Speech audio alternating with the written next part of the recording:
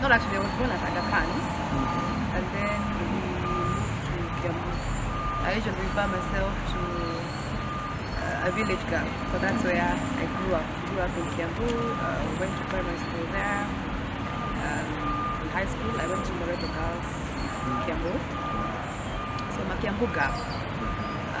After that, I wanted to do modeling. So after that, I didn't go to college. I took 1 year off and did some modeling, which was okay. Very good times, met good people, exposure, and then I joined some college, did hotel management.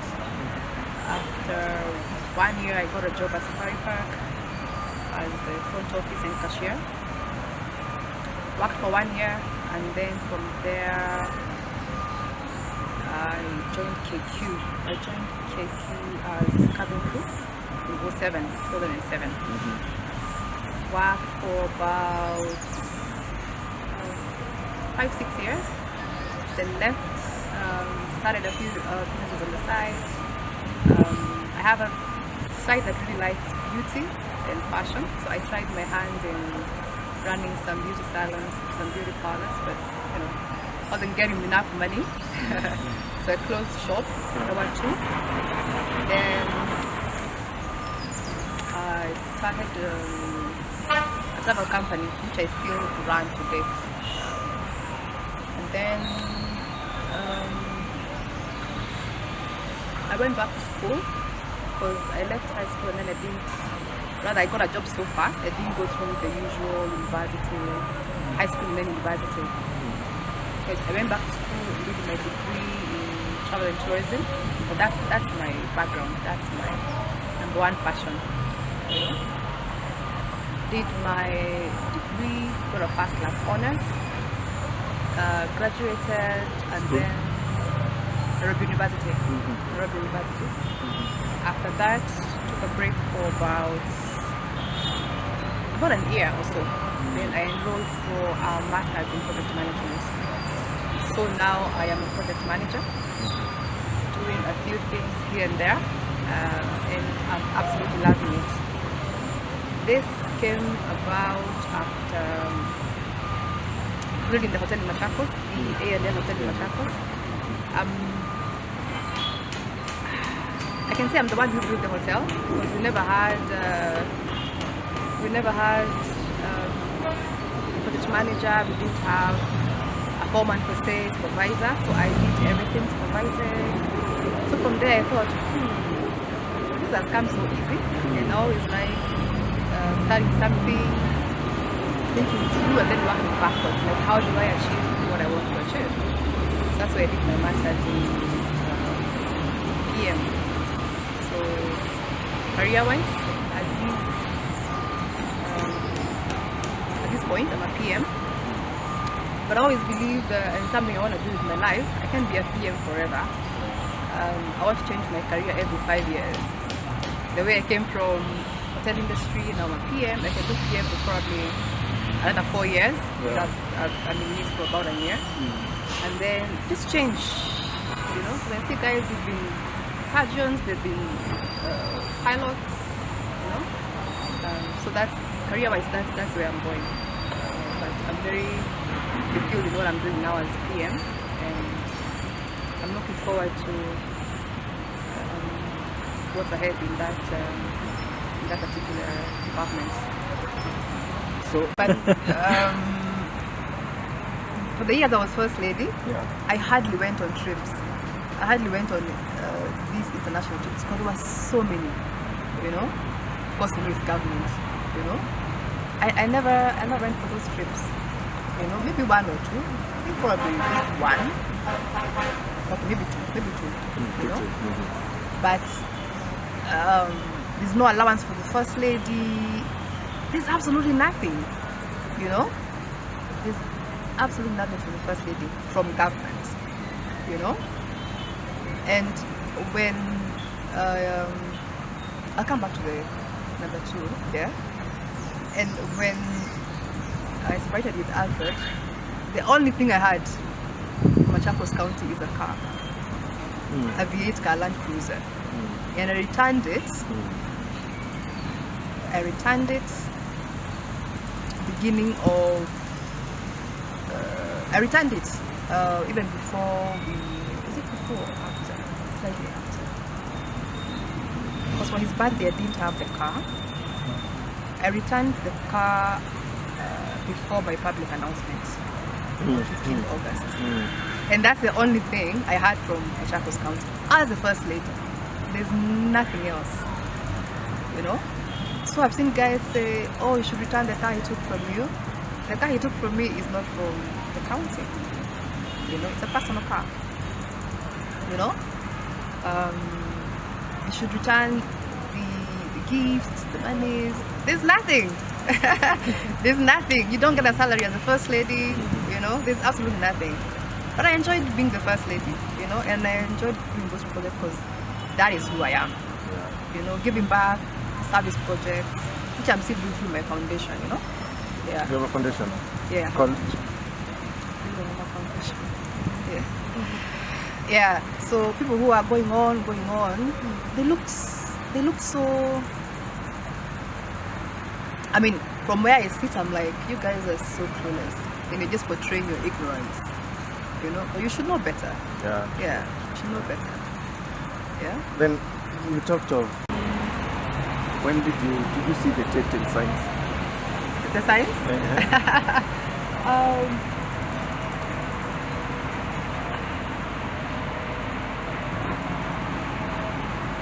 I remember when I met Alfred last, maybe our second last meeting sometime in August. I asked him to list for me how I've wronged him over the years. Just list. Yeah, list. Pengine nilikosea and I don't know.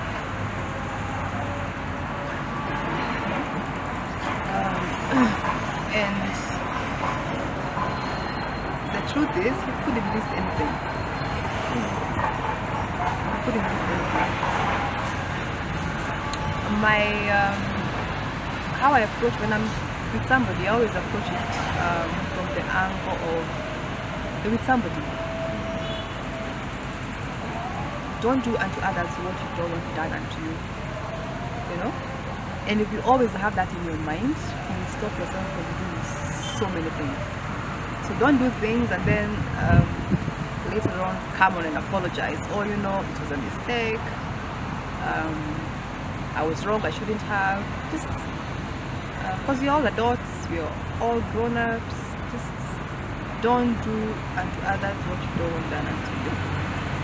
And when you approach somebody from that angle, you have very, very few fights. Our main issue, of course we've had issues here and there, because Alfred is, maybe now he's become the full politician. Alfred is a liar, you know. He just lies so easily and so smoothly. Then the unfortunate thing is, if you're a liar, you always forget what you said, and then it becomes a full cycle of you lying and lying and lying, you know. Just speak the truth. Let the truth set you free, you know. So the issues we've had about the past, of course, have been about him lying about a few things here and there.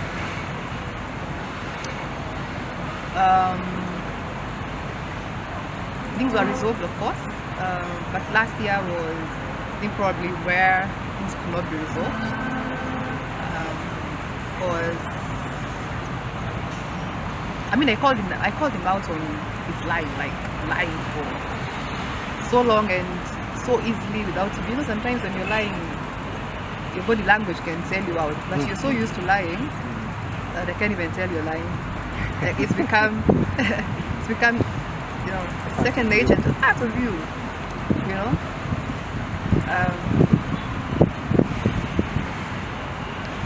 So yeah, that's number one of why we had issues, especially last year. And then maybe because, you know, he's been in government senior, I'd say. Now he's, of course, the governor, and everybody else is, junior. He's used to controlling everybody and everything. So, number two, when it comes to us falling apart is control. Over the years, I've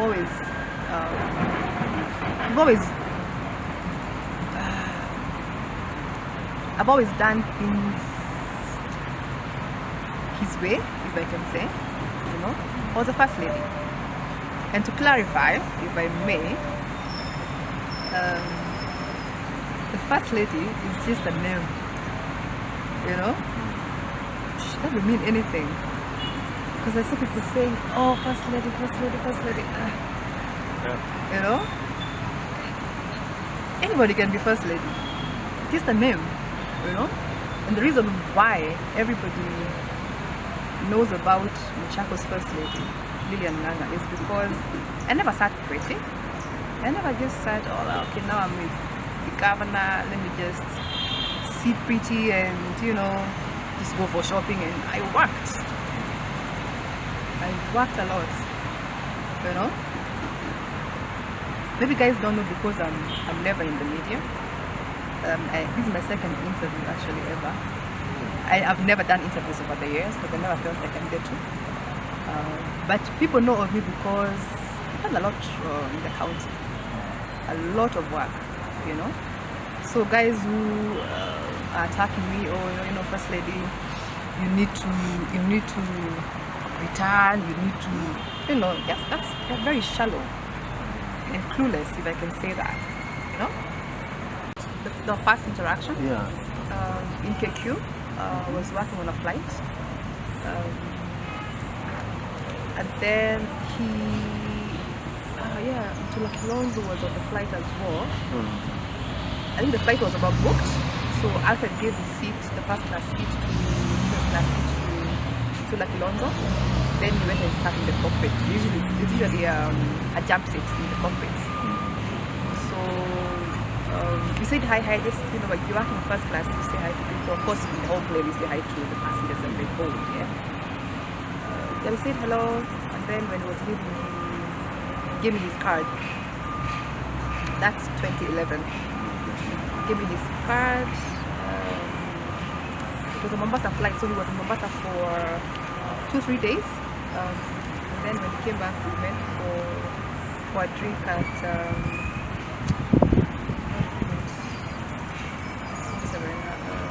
Stanley.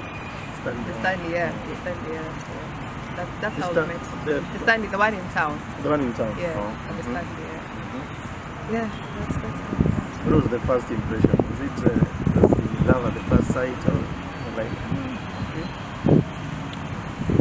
For me, I wouldn't. I knew of him, of course. He was a spokesperson. But when you're flying, you meet a lot of people. So I wouldn't call it was love first sight from my end, because I wouldn't call it love on first sight on my end. But he's very easy to talk to. We interacted with him and he's pleasant. So it was easy to even become friends. Because for sure I knew we'd be friends. And then of course things happened, and 10 years later. So it took like